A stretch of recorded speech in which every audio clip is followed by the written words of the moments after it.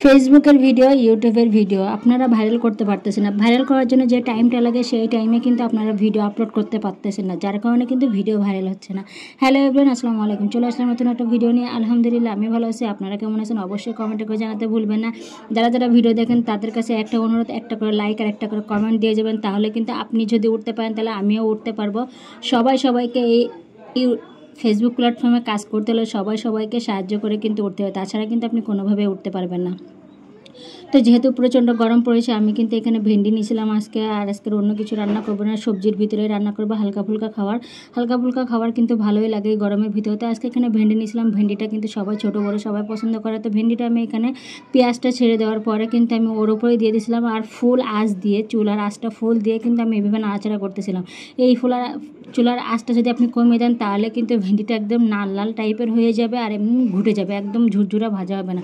যেহেতু আমি ফুল আঁচে করতেছি, আমার কিন্তু নালটা ছুটে যাবে। নালটা ছুটে যাওয়ার পরে কিন্তু আমার ভাজাটা ঝুরঝুরা হয়ে যাবে। তো এখানে কিন্তু আপনারা ওই দিনকে যে ছবিটা আপলোড করছিলাম পেঁয়াজ মরিচ বাটা, অনেকে আপনারা আলু ভর্তা, অনেকে আপনারা অনেক কিছু কমেন্ট করছেন।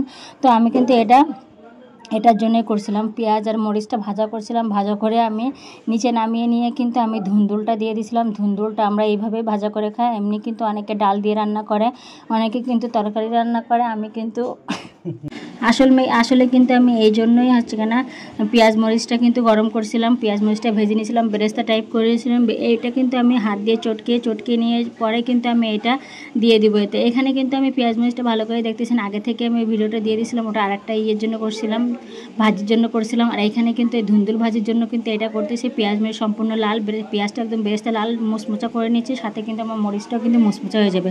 এটাই দিয়ে কিন্তু ধুন্দুল এত মজা হয়, যেটা আপনারা মনে আগে কখনো খান নাই আমার মনে হয়। কারণ আমি এই রান্নাটা এসে কিন্তু আমার শাশুড়ি আম্মার থেকে শিখছি। রান্নাটা কিন্তু অনেক মজার, এবং ধুন্দুল আমি কিন্তু আগে খেতে চাইতাম না, কিন্তু এখন যখন আমি এইভাবে রান্না করি ধুন্দুলটা খেতে কিন্তু আমার অনেক মজা লাগে, এবং ছোটো বড়ো আমার বাচ্চারা কিন্তু সবাই খেয়ে নেয়, সবাই অনেক, বিশেষ করে গরমে কিন্তু সবাই অনেক মজা করে খেয়ে নিচ্ছে। তো দেখতে আমি এখানে কিন্তু ভালো করে চটকে আলু ভর্তার মতন মাখিয়ে নিয়েছি। মাখিয়ে নেওয়ার পরে কিন্তু আমি এটা ধুন্দুলের উপর দিয়ে দেবো। আর যারা ফেসবুকে আর ইউটিউবের জন্য ভিডিও করতেছেন তাদেরকে বলবো, আপনারা ইউটিউবকে আগে প্রাধান্য দেন। ইউটিউবকে প্রাধান্য দিয়ে আপনারা সেই টাইমে ভিডিও আপলোড করুন যে টাইমে ইউটিউবের সবাই অ্যাক্টিভ থাকে। ইউটিউবে কিন্তু সবাই একমাত্র ভিডিও দেখতে আসে। ইউটিউব হচ্ছে কিন্তু একটা ভিডিও প্ল্যাটফর্ম, আর ফেসবুক কিন্তু আপনার যোগাযোগ প্ল্যাটফর্ম, ডিজিটাল প্ল্যাটফর্ম, যেখানে কিন্তু আপনার যোগাযোগ করা হয়, সাথে ফেসবুকে ভিডিও শেয়ার হয়। তাই কিন্তু ইউটিউবের ভিডিওটা দেরিতে ভাইরাল হয়, কিন্তু আপনার আস্তে আস্তে যখন ভিডিও কোয়ালিটি ভালো হবে তখন কিন্তু ইউটিউব যখন দেখবে প্রতিনিয়ত আপনি ভিডিও ছাড়তে থাকেন, তখন কিন্তু ওরা একটা ভিউ দেওয়ার চেষ্টা করবে, আপনার ভিডিওটা কিন্তু অন্য সবার মাঝখানে পৌঁছে দেওয়ার চেষ্টা করবে।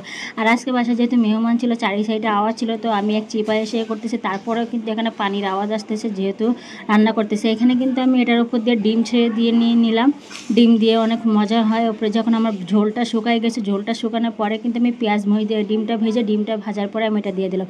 আর আপনারা যারা ফেসবুক আর ইউটিউবে ভিডিও আপলোড করেন তারা কিন্তু একটা টাইম মেনটেন করবেন, কোন টাইমে ফেসবুকের ভিডিও ভাইরাল হয়।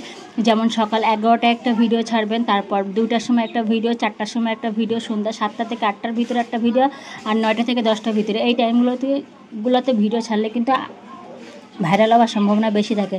তো আমার ভিডিওটা ভালো লাগলে অবশ্যই কিন্তু লাইক কমেন্ট শেয়ার করে পাশে থাকবেন। আর ইদানিং কিন্তু আমার ভিডিওতে প্রচুর ভিউজ আসতেছে এবং লাইক আসতেছে, শুধু আপনাদের ভালোবাসা আমাকে এতদিন নিয়ে আসছেন। এখানে কিন্তু দেখেন বাইরে আমার প্রচুর আশেপাশে আওয়াজ, একটু অ্যাডজাস্ট করে নেবেন আজকে ভিডিওটার। এখানে ঝড় বাতাস হচ্ছিল, পাশে কিন্তু আওয়াজও হচ্ছিল অনেক। আল্লাহ হাফেজ, সবাই ভালো থাকবেন।